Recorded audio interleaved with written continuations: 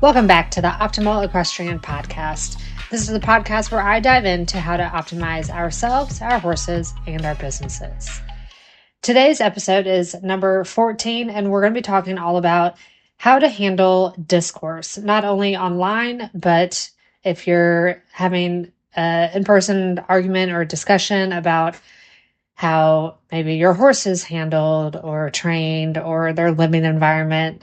There's a shift going on in the equestrian industry. I'm sure everybody kind of feels it. Everyone's kind of talked about it. But I feel like the industry is in a whole just starting to embrace horsemanship. We're understanding how our horses can communicate better. We're noticing and paying attention to their pain signs, and all of that is backed by science. The industry is starting to hold top riders accountable for questionable training practices that have been brought out from whistleblowers and things that are happening behind barn doors. The top regulating bodies are in turn disciplining those riders for those behaviors. They're changing rules on equipment that's allowed at shows to allow more kind tack and possibly removing harmful ones or harmful practices. They're tightening up on what is allowed in the warm-up ring.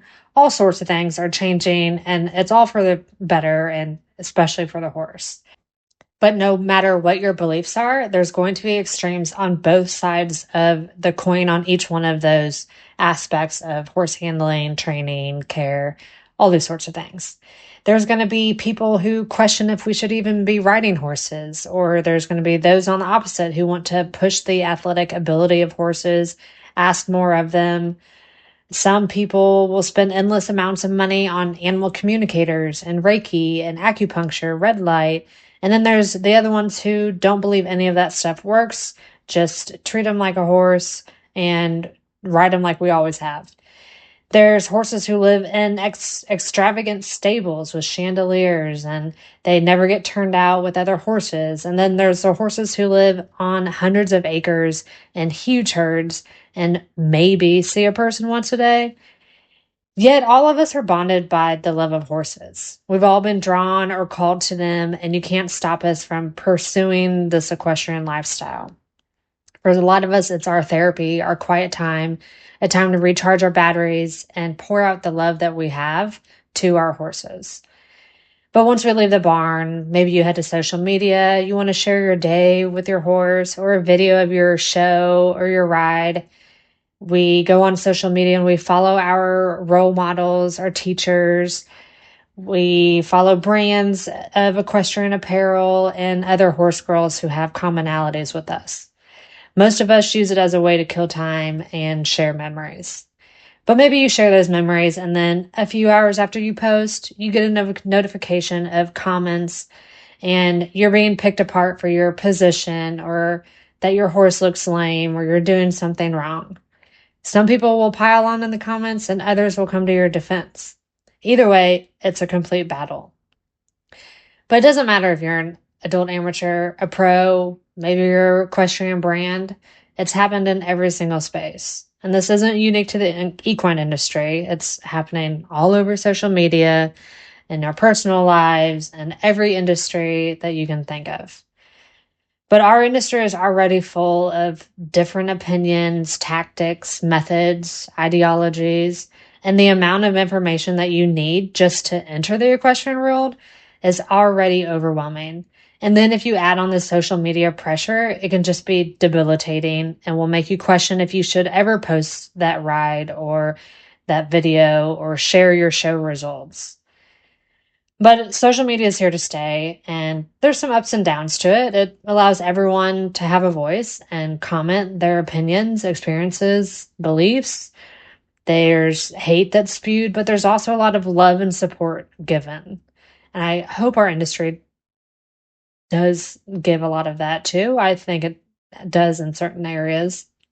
And there's also a lot of hate spewed, especially if you think of like the weight and body positivity part of it.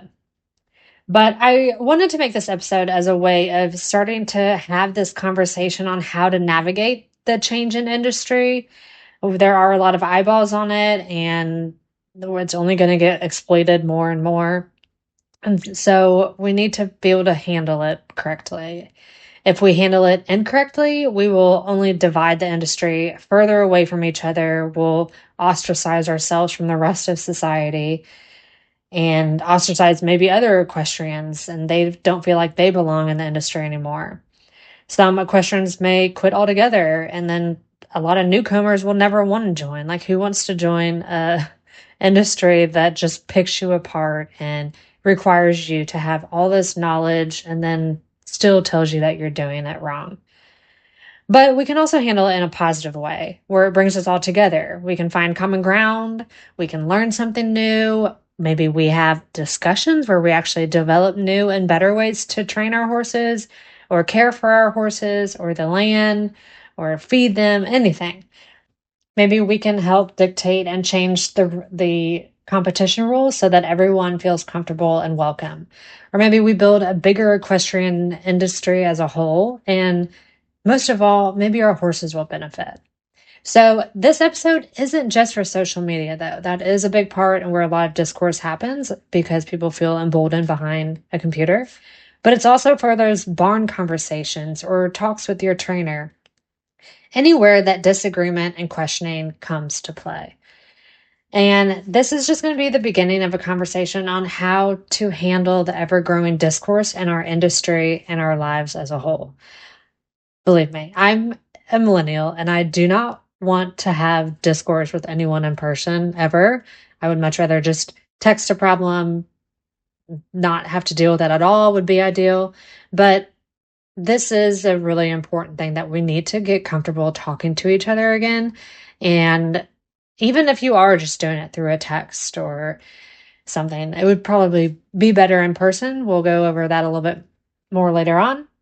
But having healthy discourse is only going to help move us together and forward as a whole. And so we really need to get comfortable with that uncomfortable feeling. And I've personally been pushing myself a lot more in the past few weeks, just kind of trying to find situations where I can put myself in an uncomfortable situation where I'm just telling maybe a person about how I disagree and how I think that things could be done better, but in a respectful, kind way that is actually productive and not hurting anyone's feelings.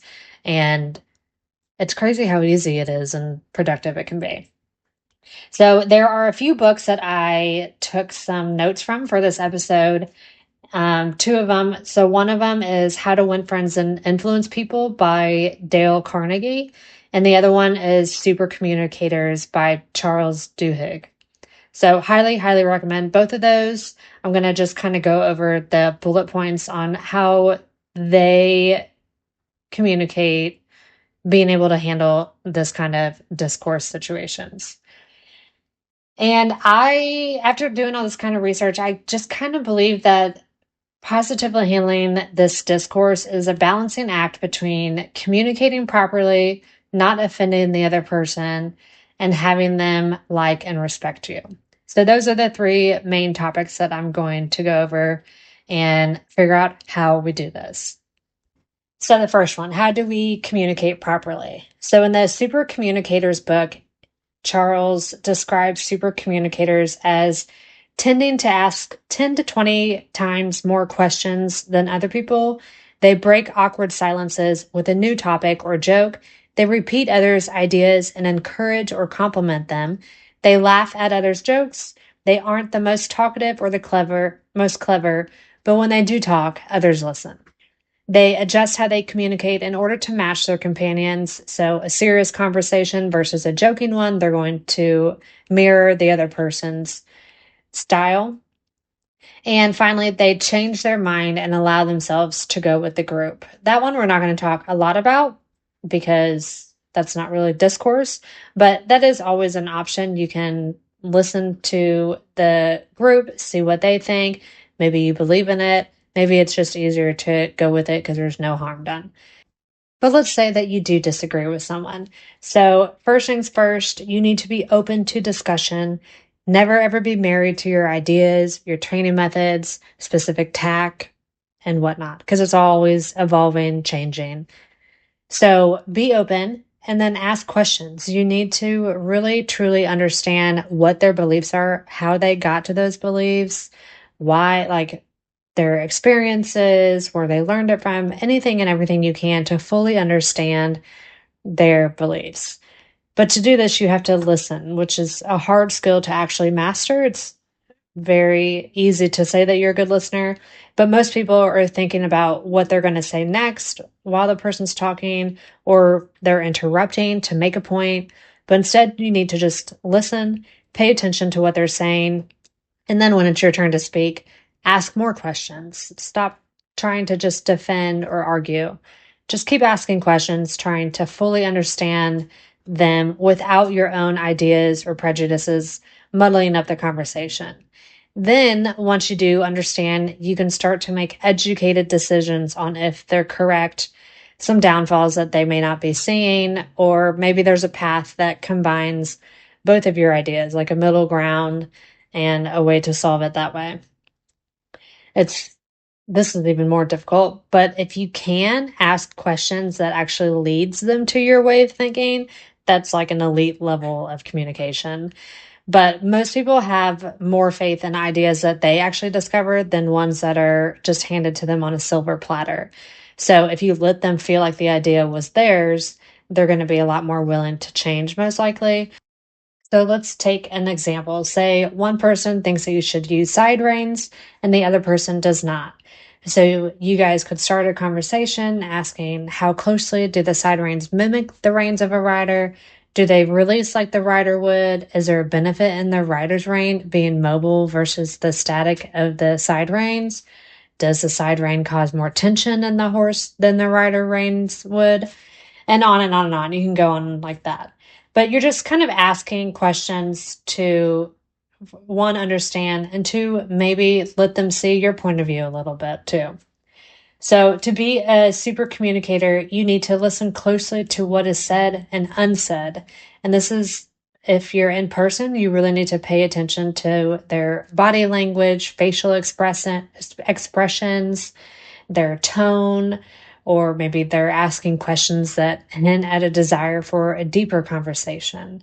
I remember one time there was this trainer who was doing a little questionable tactic that she thought was right. And afterwards, the barn owner came up to me and was like, "Oh, when she was lunging him, though, like that seemed a little too much." And I didn't really bite. I was really uncomfortable with confrontation at that point. But now I wish I would have been like, "Yeah, like that isn't right. And maybe we should talk about this and figure out how we can better train and let the trainer know that that wasn't acceptable." But that person was really hinting to me that they wanted to have a deeper conversation. And unfortunately, I didn't give that to them. But you can make sure you're asking the right questions. Maybe you're asking questions that encourage, like naming an emotion. If you're saying like, well, how did that make you feel? Or how do you think your horse would feel about that? So, like, naming an emotion really helps with that desire for that deeper conversation and helps you dive deeper and gain more understanding from the other person. So, another thing you can do is recognize and match others' moods and make your own feelings easy for others to perceive. So, people are going to know when you're being genuine or not, and outright expressing that, like, oh, I feel really sorry for you about that, or yeah, I know that that probably does hurt, like that will go a long way. But you have to be genuine in it, because they're going to know if you're not, and it's just going to come off as fake, and they're not going to want to keep having conversation with you or dive deeper into things with you. But like I said earlier, matching their moods, matching their body language, what the conversation's about, all that kind of stuff is really important to notice, and will just help them feel seen and heard a lot better. And that's called the matching principle, which Charles talks about in the Super Communicators book, that effective communication requires recognizing what kind of conversation is occurring and then matching the other person on that. So on a very basic level, he says there's 3 types of conversations: emotional, decision making, or like social implications. So if you're in an emotional conversation, you need to allow yourself to become emotional as well. If someone is intent on making a decision, you need to match the focus of that conversation and help them make a decision. If they're maybe preoccupied with social implications, reflect that fixation back on them. So say like, yeah, I know that it would seem this way if someone saw that, or it probably makes you feel this way, that like that they're attacking you or something like that. Just recognize and repeat back to them what their worries are. Another tactic you can use is called looping, and this is where you're listening and repeating their feelings back to them. So oftentimes arguments are often just a battle of both people wanting control over the other. And so if you use this looping technique, it gives the other person a sense of control over their conversation. I also just think it makes them feel heard and seen as well. So just say, oh, okay. So after they talk, say, I hear that you are feeling this way because of that sort of thing. That's looping. And whenever you're in an argument, it's really important that if you feel emotions rising, that you take a step back, take a breath, wait for those emotions to recede before you ever continue the conversation.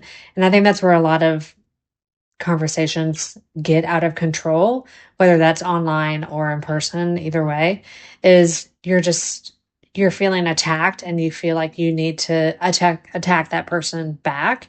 And I just don't think that that's ever the right thing to do or healthiest thing to do emotionally, like for your own well-being. At the end of the day, I just always think like I want to be proud of my own decisions and how I handled a situation.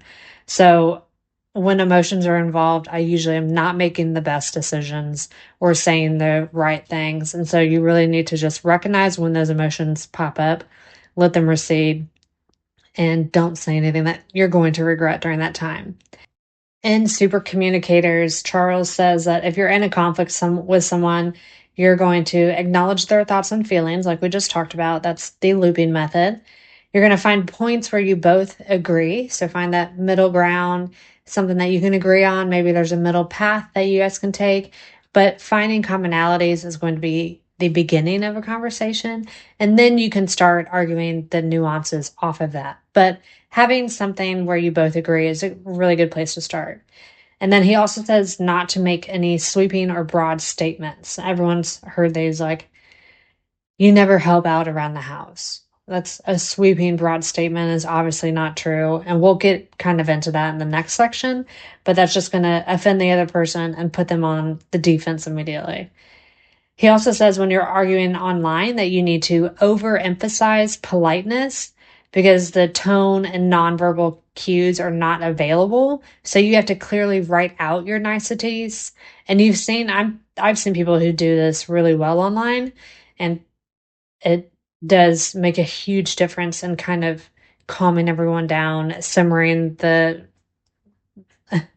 blaming and name calling and all that kind of stuff.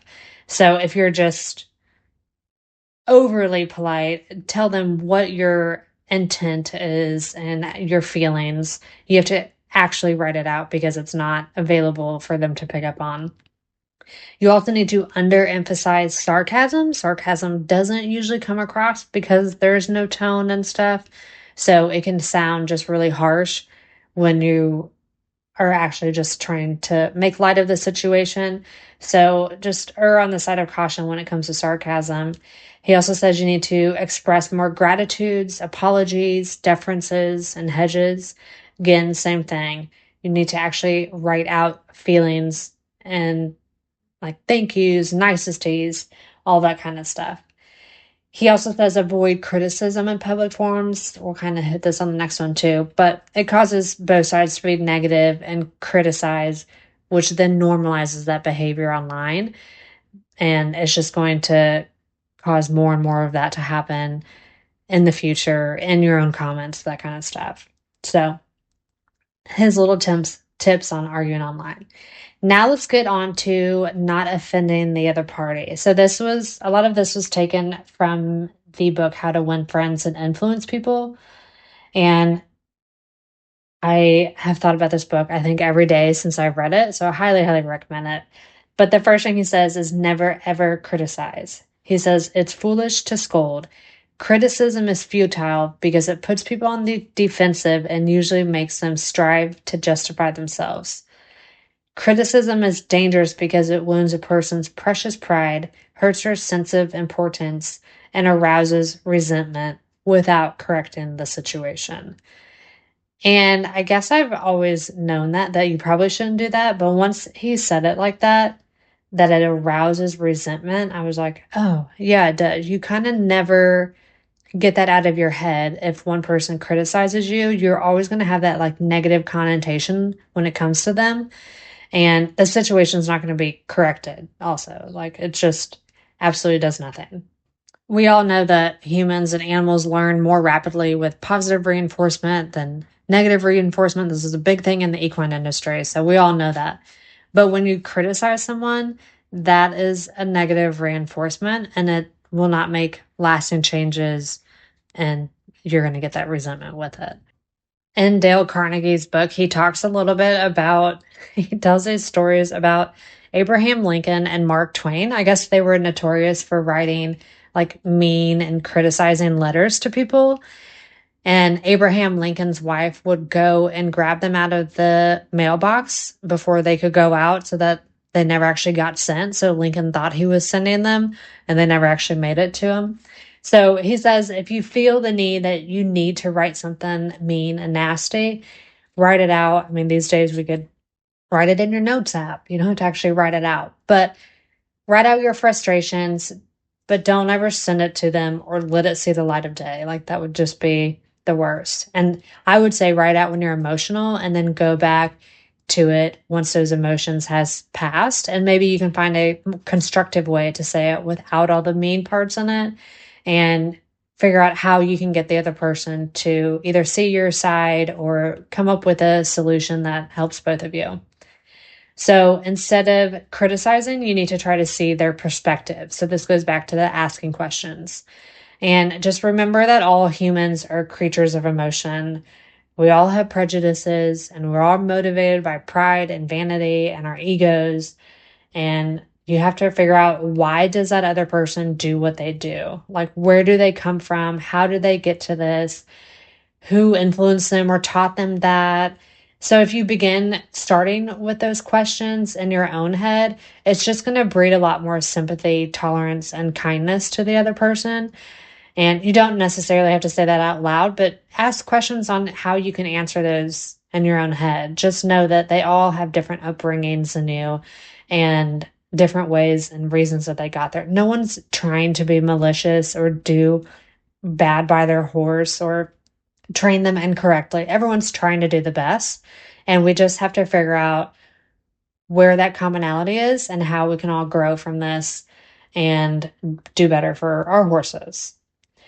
A quote that I love from his book, he says, any fool can criticize, condemn, and complain, and most fools do.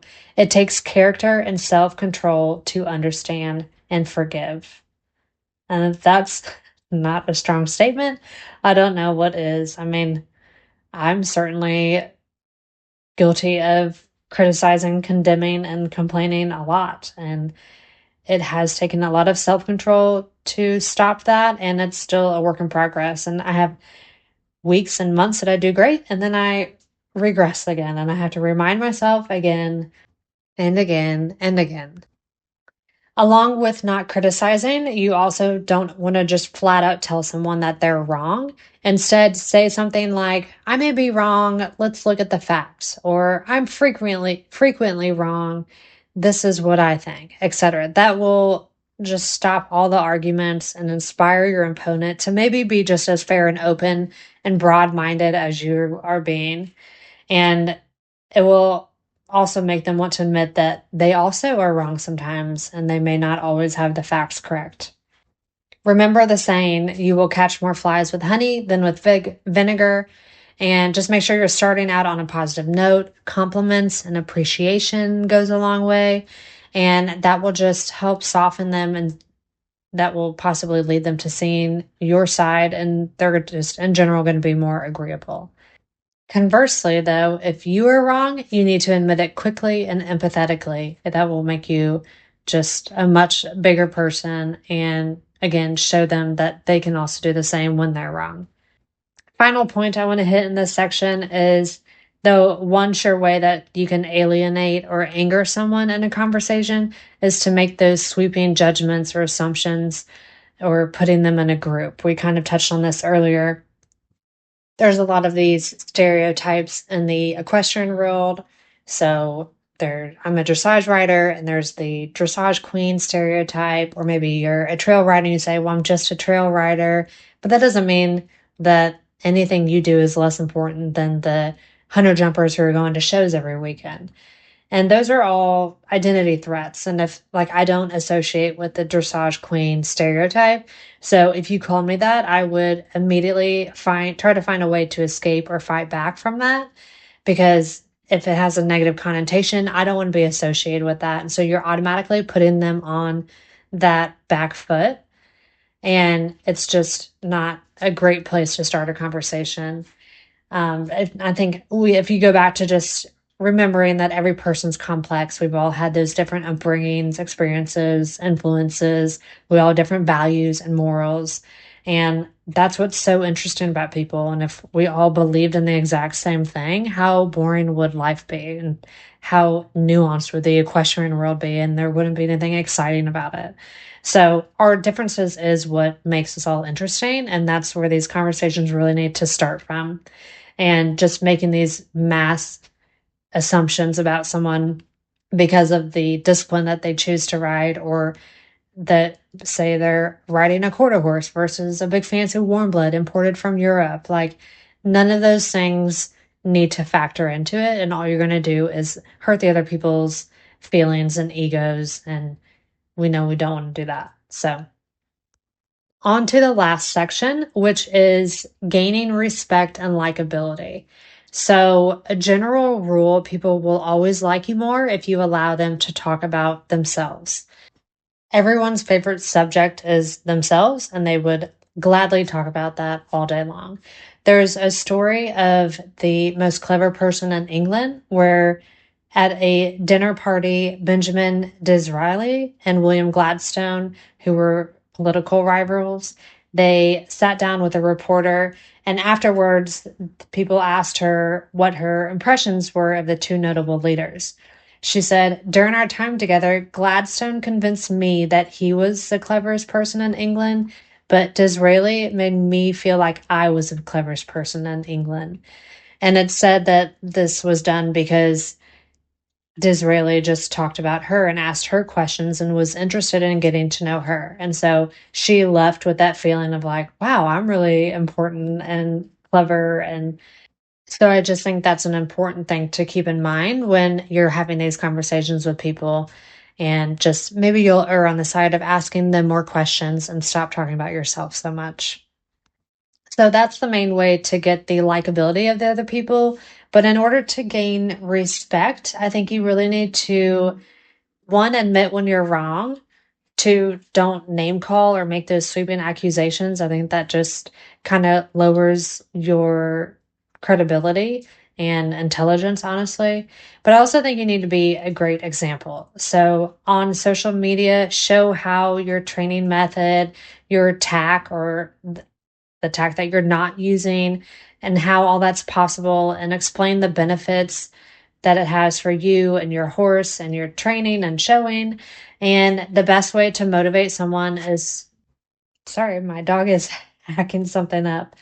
But the best way to motivate someone to implement your ideas is for you to show how it would benefit them and their horse, because we're all just really obsessed with ourselves and our own horses. So if you can show them how it's going to benefit them riding and training, and maybe their happiness, maybe it's a new challenge that they can try, stuff like that. You also need to talk about your own mistakes, not only on social media, but in real life.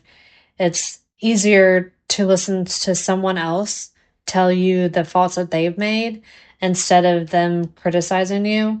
Just begin by humbly admitting that you are far from impeccable, or you've made these mistakes, and this is how you fixed it. This is what you learned from it. But just starting from that place of being humble and admitting your wrongs is always going to lower their defenses and make them respect you a lot more, that you're actually admitting to those things and that things aren't always perfect and you don't just have a gift for it, that it's a talent or thing that you've had to learn throughout the progress of training horses and learning all this stuff. Finally, to convince people of your side, don't just tell them facts or what they should do. Instead, you need to share your own personal experiences and the motivation behind your decisions. Tell them why you chose to do this and how it's helped. Once you gain this respect and likability, and you've proven yourself to be someone who's not going to attack other people, they might feel more comfortable coming to you and asking for book recommendations or trainers or programs or advice on how to get this horse over this particular issue that they're dealing with, or they might ask you what kind of tack you like to use. But you just need to, at that point, be a resource and a place where people feel comfortable coming and asking for that advice or resources. And be open. Don't gatekeep the knowledge. I mean, we're all trying to uplift and bring the entire equestrian community forward and progress and stop all the negativity and bring more people into our industry so we can make the industry bigger and, again, be better for our horses. So I want to end with Dale Carnegie's advice on how to keep a disagreement from becoming an argument. This is kind of a long list, but I think it's very important. He has some great points in here. So stick with me. Number 1, welcome the disagreement. If there's a point that you haven't thought about, be thankful that it's brought to your attention. Perhaps this disagreement is your opportunity to be corrected before you make a serious mistake. Number 2, distrust your first instinctive impression. Natural reaction is to be defensive. Be careful of it. Keep calm and watch out for your first reaction. It may be you at your worst, not your best. Number 3, control your temper. You can measure the size of a person by what makes them angry. This I've thought about every day for months and months. Anytime I get mad about something, I'm like, wow, what does that say about me? I just got mad at this traffic or that my dog barked or something. It just seems silly then once you look at it through that lens. Number 4, listen first. Give your opponents a chance to talk. Let them finish. Do not resist, defend, or debate. This only raises barriers. Try instead to find bridges of understanding.